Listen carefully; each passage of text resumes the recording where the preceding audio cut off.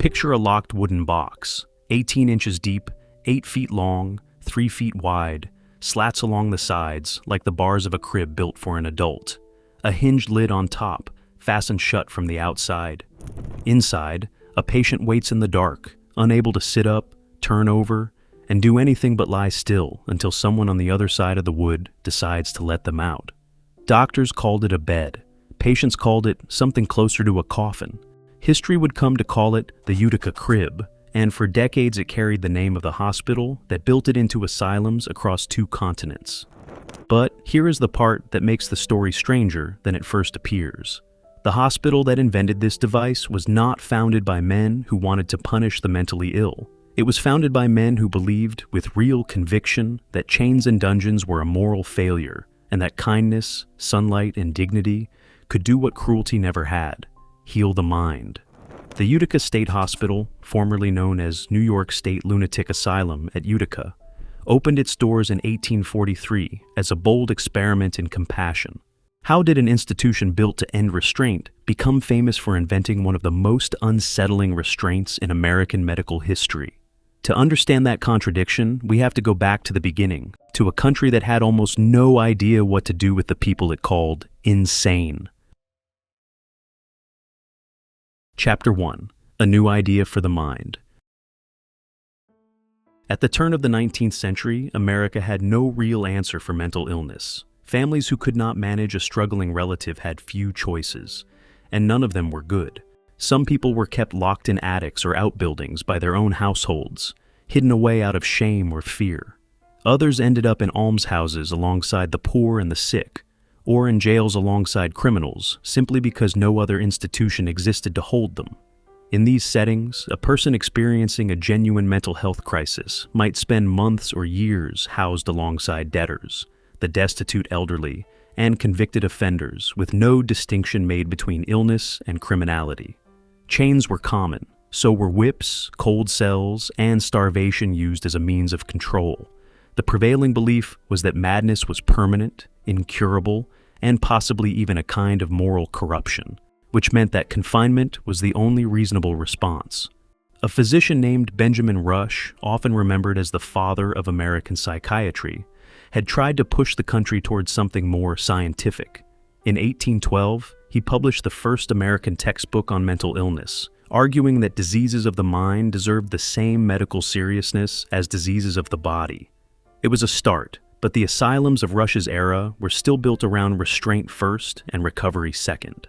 Europe was moving faster. In France, a physician named Philippe Pinel had shocked the medical world decades earlier when he ordered the chains be removed from the patients at the Bicêtre Hospital in Paris, arguing that liberty and humane treatment would calm the mind more effectively than iron ever could. In England, a Quaker community opened the York Retreat, a quiet countryside institution built entirely around the idea that patients should be treated with routine, respect, and gentleness rather than punishment. These experiments became the foundation of what doctors began calling moral treatment. The theory that insanity was not a fixed, hopeless condition, but a disruption that could be eased and sometimes even cured through a calm environment, useful occupation, and basic human dignity. It was a radical departure from everything that had come before it. Moral treatment arrived in America during a broader era of reform, a period when religious revival and social conscience were pushing citizens to question institutions that had long gone unexamined. The same decades that gave rise to the movement against slavery, the push for temperance, and early efforts at prison reform also gave rise to a new willingness to ask whether the mentally ill deserved better than a locked attic or a jail cell. Reformers increasingly saw institutional cruelty not as an unfortunate necessity, but as a moral failure the country could and should correct. Against that backdrop, the case for a public asylum built on compassion rather than confinement found an audience it might not have found a generation earlier. New York State was growing quickly in the early 1800s, and its jails and almshouses were filling with people who had nowhere else to go. Reformers and legislators began to argue that the state needed its own dedicated institution, one built specifically to treat the mentally ill rather than simply contain them. The campaign took years to gain real traction, but in 1836, the New York State Legislature finally authorized the creation of a new asylum. It would be the state's first public institution built for this exact purpose, and one of only a handful anywhere in the country attempting anything similar. The site chosen was the city of Utica, a location reachable by the growing network of roads and canals that connected New York's interior to the rest of the state. The ambition behind the project was enormous. Funding came from two directions: an appropriation from the state government and additional contributions raised directly from the residents of Utica, who saw the asylum as both a civic responsibility and a source of local pride. It was everything moral treatment promised: space instead of crowding, occupation instead of idleness, dignity instead of chains. But grand visions are expensive, and the money required to build all four wings at once was more than the state had committed to spend. Construction would have to begin with far less than planners had originally imagined, a compromise that quietly set the tone for much of what followed. The building that rose from that first wave of funding would soon become known simply as Old Main, and its unfinished shape was the first sign that even the most idealistic institution in America would have to fight for the resources its ideals required. Chapter 2: The Palace on the Hill. The task of designing New York's first public asylum fell to Captain William Clark, and what he produced was less a hospital than a statement. Clark chose the Greek Revival style, a language of architecture borrowed from ancient temples, meant to signal permanence, order, and civic virtue. At the front of the building stood 6 massive columns, each one 48 feet tall with an 8-foot diameter, rising like the entrance to a courthouse or a capitol rather than a place for the sick. The main structure stretched more than 550 feet long, over 50 feet high, and nearly 50 feet deep, a scale almost unheard of for an American institution at the time. To travelers passing through the Mohawk Valley, it must have looked less like an asylum and more like a palace set on a hill above the city, visible for miles in every direction. The grounds surrounding the building carried their own significance as well, shaped with the help of Andrew Jackson Downing, a landscape designer whose name would later become associated with some of the most celebrated public grounds in the country. Under moral treatment's logic, a carefully composed landscape was not decoration. It was part of the medicine itself, meant to soothe the eye and steady the mind of anyone who walked its paths. The symbolism was deliberate. Moral treatment held that the environment itself was medicine, and the men behind Utica's asylum wanted their building to embody that belief before a single patient ever walked through its doors. High ceilings, wide windows, and a generous room let in natural light. Spacious grounds gave patients room to walk, garden, and breathe fresh air, a stark contrast to the cramped almshouses and jail cells many of them had come from. But the original plan of 4 matching wings arranged around a central courtyard proved impossible under the funding the state had approved. Only the first structure could be completed, standing alone rather than as part of the symmetrical complex its architects had imagined. It was a monument to compromise, grand enough to inspire confidence, incomplete enough to hint at the financial strain that would follow the institution for the rest of its existence. Despite the shortfall, the asylum opened its doors on January 16, 1843, admitting its first patients into a building still gleaming with new paint and untested ideals. It was New York's first state-run institution built exclusively to treat the mentally ill, and one of only a small handful of such hospitals operating anywhere in the United States. Newspapers and visiting officials took notice almost immediately, describing the asylum as a model for what humane care could look like when a state was willing to invest in it. Physicians and reformers from other states traveled to see Old Main firsthand, studying its design and its philosophy as a template for what they hoped to build at home.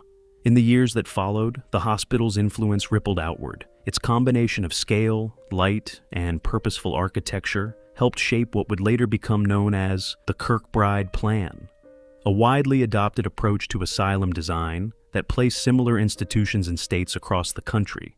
Utica had not simply opened a hospital. It had helped write the blueprint that an entire generation of American asylums would follow. That influence came with a cost the hospital's founders could not yet see. As word spread and demand grew, Old Main filled far faster than anyone had anticipated, and within a matter of decades, the state would find itself building an entirely new hospital along the Hudson River, simply to relieve the pressure building at Utica's doors. For a brief moment, none of that strain was visible. It seemed as though Utica had built something genuinely new, not a prison for the mind, but a place designed at every level to heal it. The question now was whether anyone could actually run it according to the principles it had been built to represent. That responsibility would fall to the hospital's first superintendent, a physician who believed that kindness itself could be a cure. Chapter 3: Brigham's Experiment in Kindness. His name was Amariah Brigham, and he arrived at Utica with a theory that ran against much of what American medicine still believed about madness. Born in December of 1798 in Massachusetts, Brigham had spent years building a reputation as both a physician and a writer before he ever set foot in the Mohawk Valley, publishing works on the relationship between mental strain and physical health, and studying the workings of the brain and nervous system with a rigor that was unusual for his time. Where many of his contemporaries treated insanity as a fixed defect of character, Brigham argued that it was often the product of environment. Overwork, isolation, poverty, grief, or the simple absence of anything meaningful to do with one's days.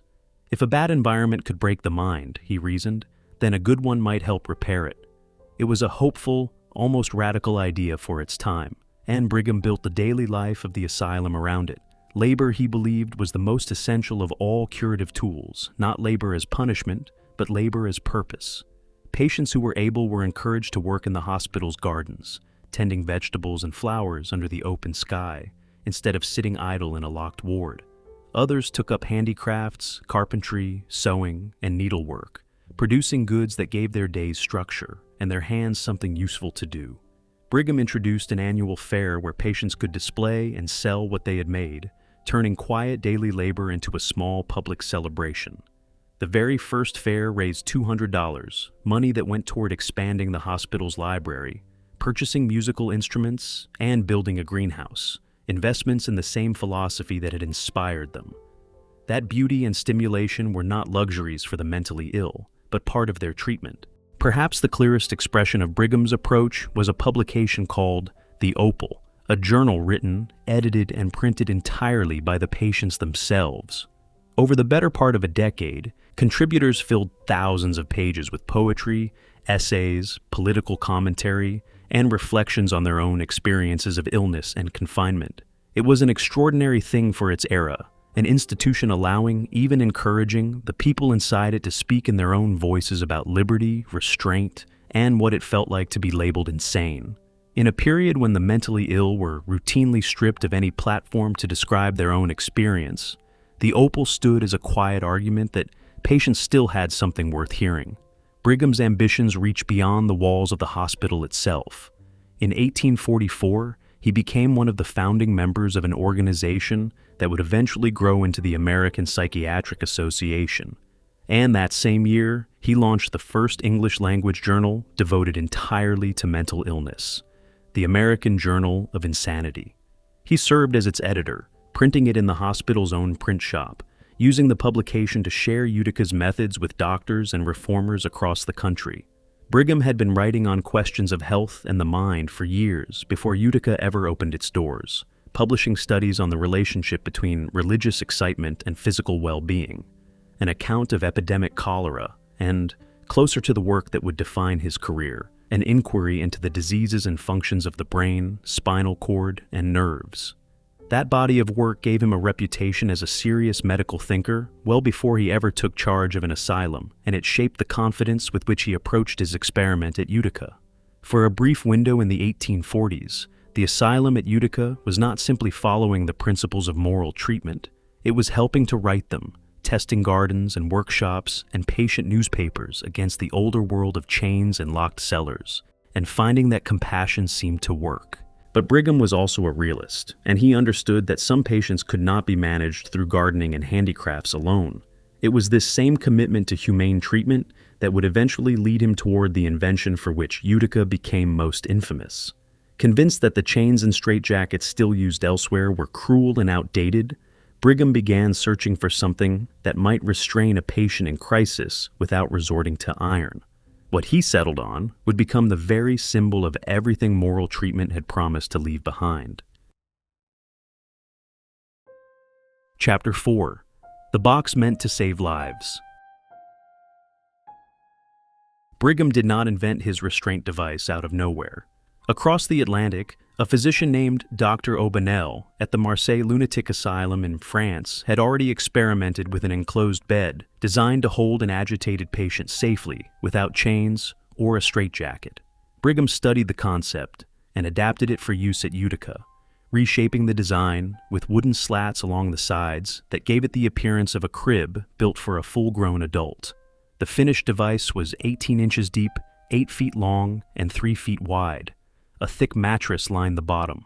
A hinged lid covered the top, and that lid could be locked from the outside, sealing the occupant inside until an attendant chose to release them. Doctors at Utica began using it in cases where a patient was considered dangerously out of control, a tool meant to replace iron chains and straitjackets with something its inventor believed was gentler. In Brigham's mind, the reasoning was straightforward. A chain could cut skin, bruise wrists, and offer no comfort at all. A padded enclosed bed seemed almost humane. Some patients even described it in those terms. One man who had spent several nights inside the device wrote that he had rested better there than anywhere else in the hospital, calling it useful for what he described as unruly and troubled minds like his own. Even some physicians outside Utica were curious enough to test the device on themselves. One doctor from the New York retreat reportedly agreed to be shut inside a crib for a period of time as a kind of first-hand experiment, and afterwards said plainly that he preferred not to remain there, a small but telling data point from a man who had experienced the device without any of the distress of an actual psychiatric crisis clouding his judgment. For a hospital built entirely around the promise of replacing cruelty with compassion, the crib appeared to be a logical next step rather than a betrayal of that promise. But the device drew fierce criticism almost immediately, and the criticism only grew louder as decades passed. Physicians who saw it in person struggled to separate its function from its appearance. One prominent British doctor wrote that the moment it was occupied, it inevitably suggested the image of an animal shut inside a cage rather than a patient receiving medical care. Other doctors at Utica itself turned against the invention that had made their hospital famous, arguing that locking a person into a sealed, horizontal box in a state of extreme agitation could be dangerous rather than calming, since it did nothing to relieve the physical tension driving the crisis in the first place. One physician went further, comparing the device outright to a coffin, a comparison that would follow the Utica crib for the rest of its existence. The danger was not only symbolic. Attendants sometimes misjudged what was actually happening inside the box. A patient thrashing against the slats might be interpreted as dangerously out of control, when in fact, they were suffering a heart attack, stroke, or some other medical emergency entirely unrelated to their mental state. In at least some documented cases, patients died while confined inside the crib, deaths that raised uncomfortable questions about whether a device built to protect people from harm was instead placing them directly in its path. What had begun as an alternative to visible cruelty had simply repackaged that cruelty inside a locked wooden lid. And yet, despite the controversy, the Utica crib did not disappear. Word of the invention spread through medical journals and international conferences, and asylums in other countries began adopting versions of their own, carrying the Utica name with them wherever they went. Opinion abroad remained sharply divided. In Scotland, physicians at the Murray Royal Institution in Perth studied the device and endorsed it, with one doctor writing in a British medical journal in the late 1870s that he considered the bed practical and safe for the patients confined inside it. That endorsement stood in direct tension with the doctors back in Utica, who were beginning to argue the opposite, a split that showed just how unsettled the medical consensus around restraint truly was, even decades after the device's invention. A hospital built to prove that restraint was unnecessary had instead given the world one of the most recognizable restraint devices of the 19th century, one that would outlive its inventor and remain in active use at the very institution that created it for more than 4 decades. The irony was not lost on the doctors who came after Brigham, several of whom would spend years trying to undo what he had started. But that reckoning was still far in the future. In the meantime, Old Main itself was about to face a very different kind of crisis, one that had nothing to do with theories of the mind and everything to do with fire. Chapter 5: Fire in Old Main.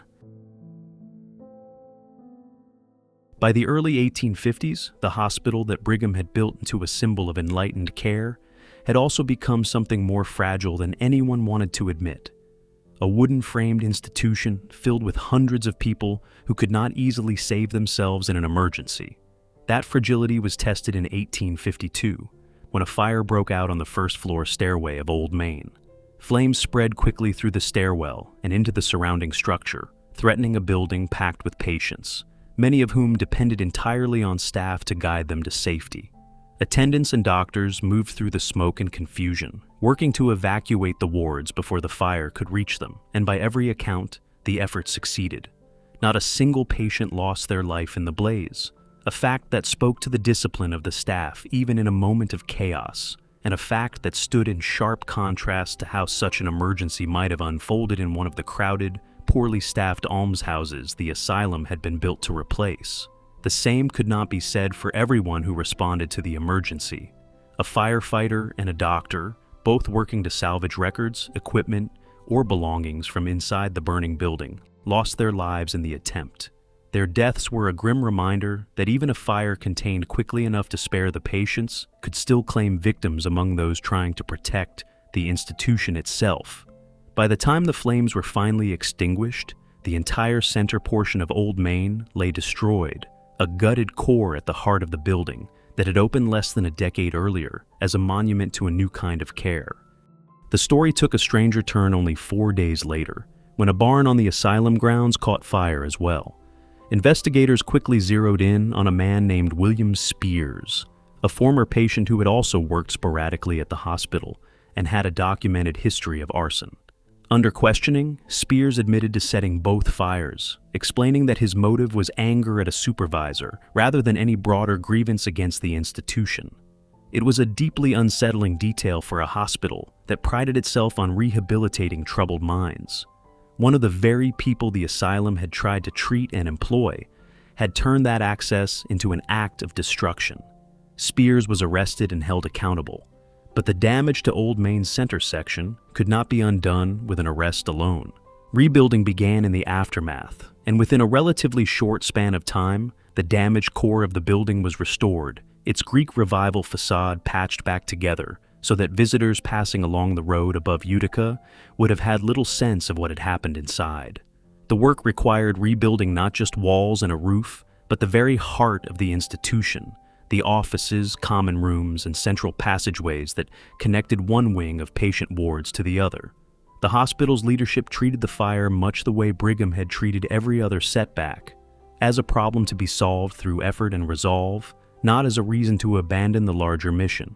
Patients returned to their wards, workshops resumed, and the print shop once again turned out issues of the American Journal of Insanity as though nothing had interrupted its schedule. But the fire had exposed something the hospital's grand columns could not disguise. For all its architectural ambition, Old Main remained a building of wood and plaster, as vulnerable to disaster as any other structure of its era, and dependent on the judgment of the very staff who would soon be asked to run an institution far larger and far more complicated than its founders had ever imagined. That complication would arrive not through fire, but through the ambitions of a new superintendent who saw the mind and the hospital itself in an entirely different light than Brigham ever had. Chapter 6: The Doctor Who Changed the Mission. Amariah Brigham died in 1849, still relatively early in the life of the institution he had shaped so completely. Leadership eventually passed to a young physician named John P. Gray, who had joined the hospital staff in 1850 as a junior doctor and rose quickly through its ranks. By 1854, at only 28 years old, Gray was named superintendent, a position he would hold for more than 3 decades until his death. Where Brigham had built the hospital's identity around environment and moral treatment, the belief that a patient's surroundings could heal a troubled mind, Gray brought a different philosophy entirely. He was convinced that insanity was, at its root, a physical disease of the brain and nervous system, not primarily a product of grief, isolation, or a poor environment. Under his direction, Utica began shifting its emphasis toward what Gray considered hard science: pathology, brain examination, and the search for physical, measurable causes behind mental illness. Early in his tenure, he introduced a more formal system for observing and classifying patients on arrival, an approach meant to bring the same kind of structure and record-keeping to psychiatric care that other branches of medicine had already adopted for physical illness. Gray's influence reached far beyond the walls of Utica. He took over editorship of the American Journal of Insanity and used it for more than 3 decades to promote his views to psychiatrists across the country. He built out a program of pathological research at the hospital in the hope that careful microscopic study might reveal physical causes behind conditions that had long been treated as purely psychological. He presented this work to gatherings of asylum superintendents in the 1870s, framing it as proof that psychiatry could stand alongside the rest of medicine as a rigorous, evidence-based science rather than a collection of moral theories. He became one of the most recognized forensic psychiatrists in America, called upon to testify in some of the most closely watched criminal cases of the era. His most famous appearance came during the trial of Charles Guiteau, the man who assassinated President James Garfield. Gray testified that Guiteau was sane and fully responsible for his actions, arguing forcefully against the defense's claims of insanity. His testimony helped send Guiteau to the gallows, cementing Gray's reputation as a formidable expert witness, even as some colleagues disagreed with his conclusions. Later, medical examination after Guiteau's execution suggested a syphilitic infection may have affected his brain, a detail that complicated the certainty Gray had projected on the stand. Gray's own life at the hospital was not free from danger. In 1882, a man named Henry Remshaw, a former shoemaker who had grown fixated on Gray's public role in the Guiteau case, attacked the superintendent directly on the hospital grounds. Gray survived the physical attack, but the injury affected his breathing and left him in near constant discomfort for the rest of his life. He continued working for years afterward, but colleagues noted that his health never fully recovered, and when he died in 1886, his passing marked the end of an era defined as much by his scientific ambitions as by his complicated legacy. That legacy included a slow but unmistakable erosion of the very principles the hospital had been founded on. Under Gray's decades-long leadership, Utica's early promise to avoid mechanical restraint, whenever possible, gave ground to a more custodial approach. Hospital reports from the 1840s had proudly declared that the asylum would never resort to restraining devices except in the rarest circumstances. By the later decades of the century, internal records told a different story, documenting continued and expanded use of devices like the Utica crib on patients considered difficult to manage. Overcrowding compounded the problem.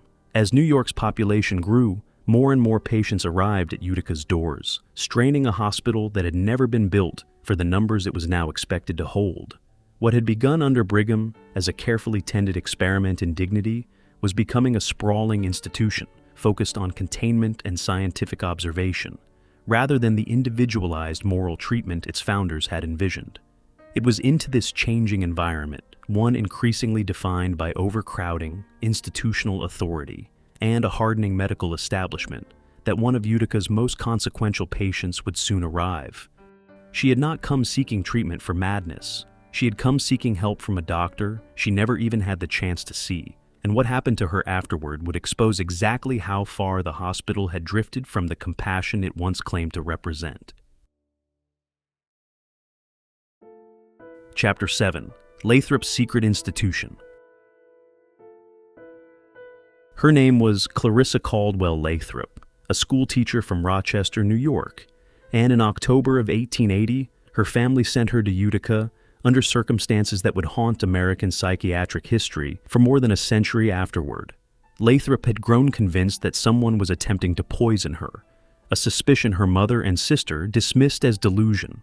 At the urging of a doctor sympathetic to their concerns, the family arranged for Lathrop to travel to Utica to consult with Superintendent John P. Gray himself.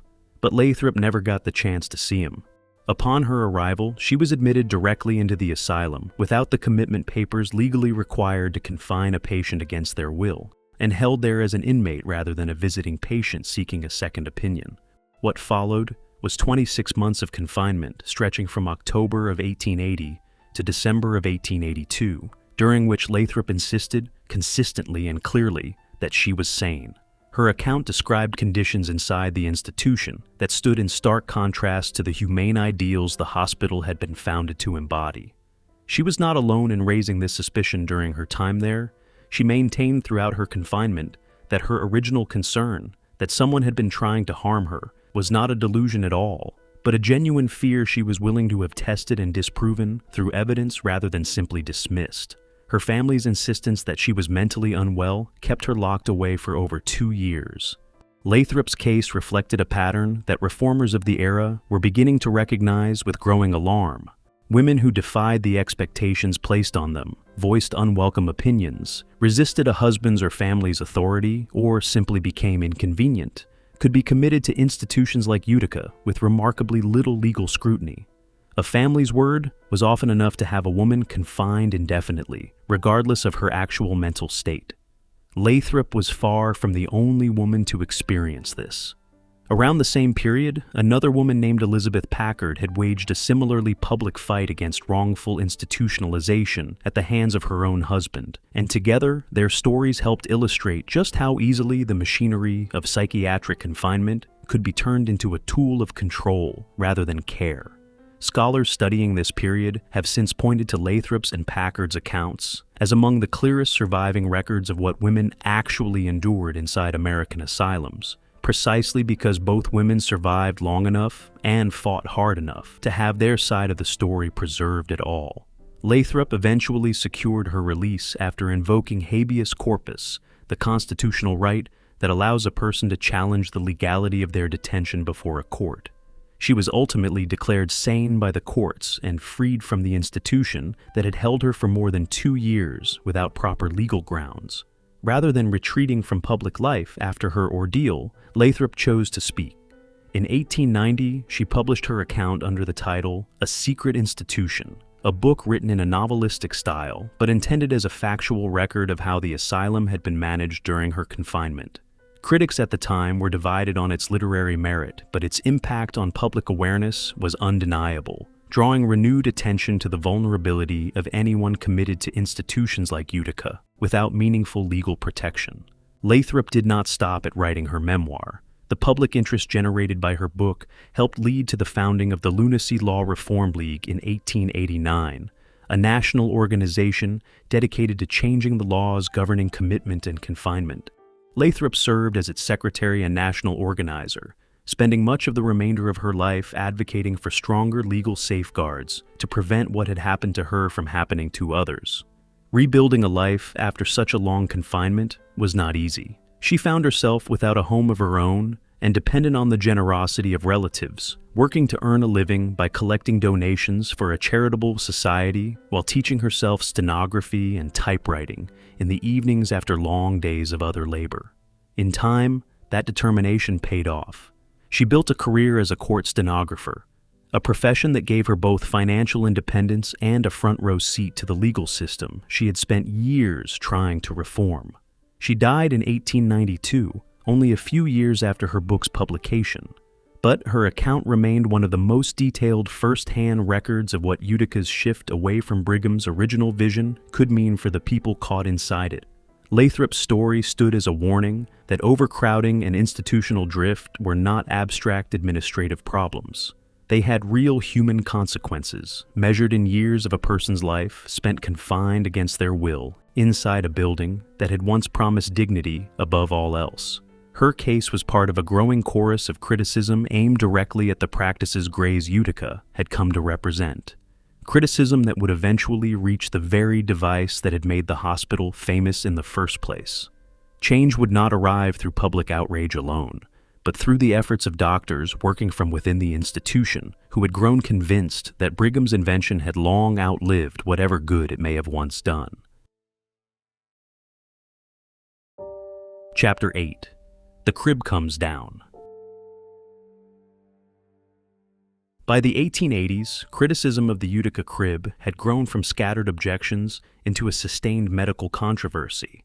Physicians outside the hospital argued that the device could no longer be defended on the grounds Brigham had originally used to justify it.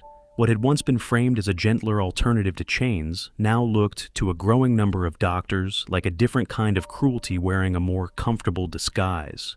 Reports of patients dying inside the crib, cases where agitation had actually signaled a medical emergency rather than dangerous behavior, continued to surface in medical literature, undermining the claim that the device was simply a safe, padded alternative to older forms of restraint.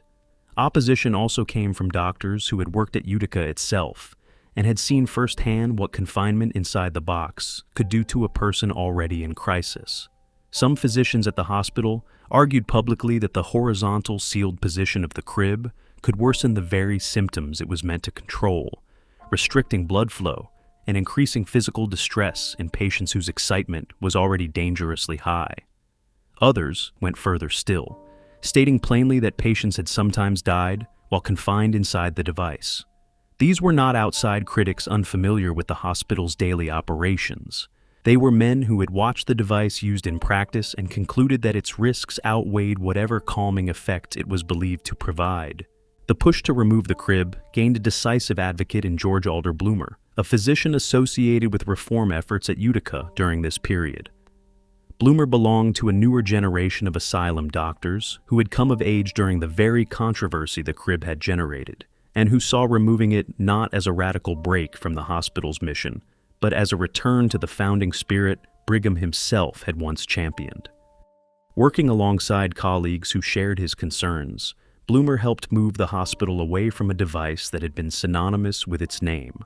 On January 18, 1887, all Utica cribs were formally removed from the hospital, bringing an official end to a practice that had outlived the man who invented it by nearly 4 decades and had become one of the most criticized artifacts of 19th century American psychiatry. The removal marked a genuine turning point, a rare moment when internal medical conscience overcame institutional habit and the accumulated defense of tradition.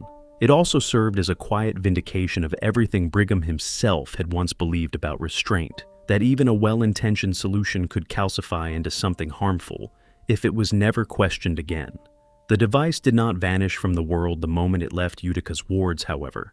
Versions of the crib continued to appear in institutions elsewhere for years afterward, a reminder that a single hospital reversing course could not undo a practice that had already spread across an entire field of medicine. But the crib's disappearance from Utica's wards did not mean the hospital's deeper problems disappeared with it. Overcrowding had not eased, funding remained strained, and the broader shift toward custodial care that had defined Gray's decades-long tenure continued largely unchanged, even as one of its most visible symbols was finally dismantled. The hospital had proven capable of correcting a single mistake.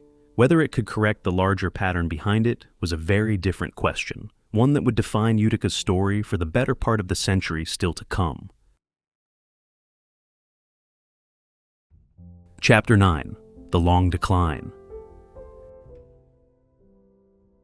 The decades following the crib's removal did not bring the broader reform many had hoped for.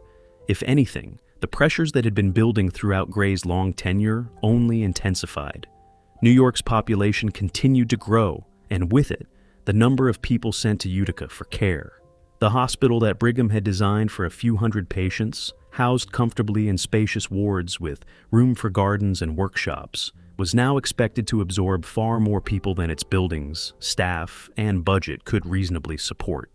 Historians who later examined the hospital's internal records found a pattern of financial mismanagement running alongside the overcrowding, unnecessary spending, and administrative decisions that drained resources away from patient care rather than toward it. Where many American asylums of the era declined primarily due to simple lack of funding, Utica's trajectory was shaped just as much by the choices its own leadership made with the money it did have. public confidence began to erode as well.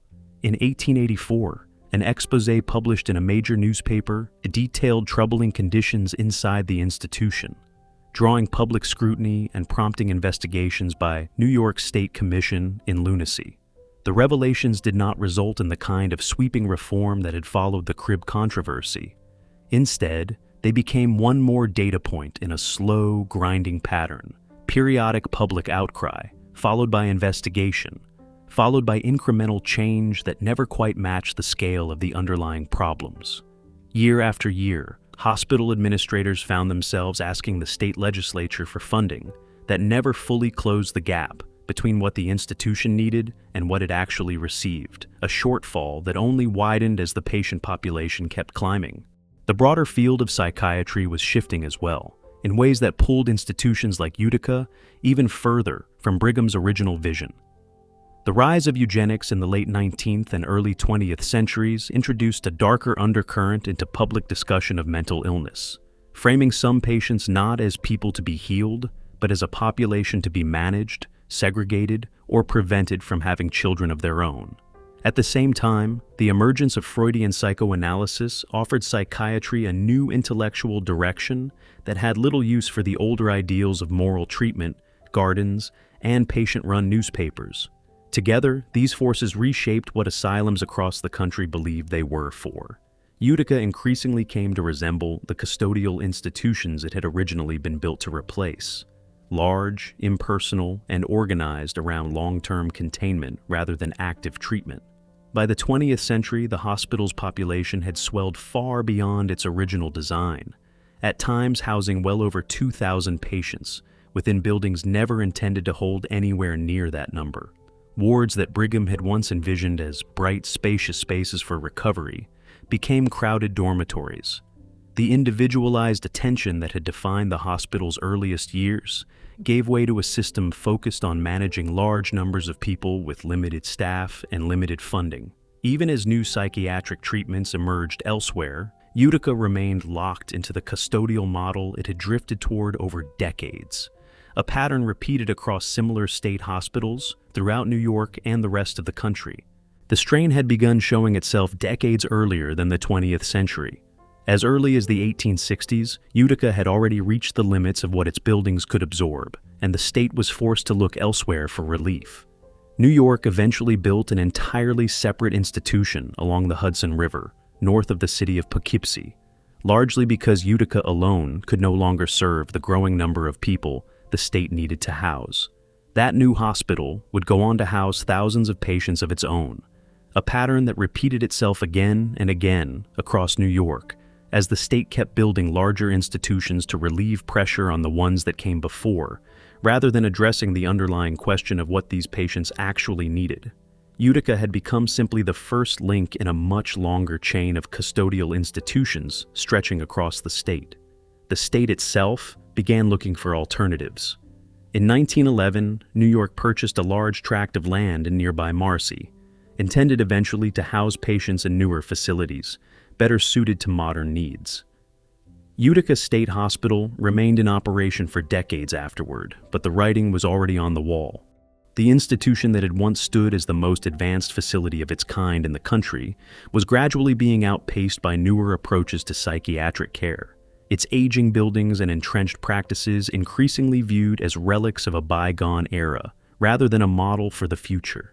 The hospital would continue serving patients for many more decades, but the momentum that had once driven Utica to the forefront of American psychiatry had shifted permanently elsewhere, leaving Old Main to carry the weight of a legacy that was as complicated as it was historic. Chapter 10: The Last Patients Leave. The decades after the Marcy purchase brought slow, steady change rather than sudden transformation.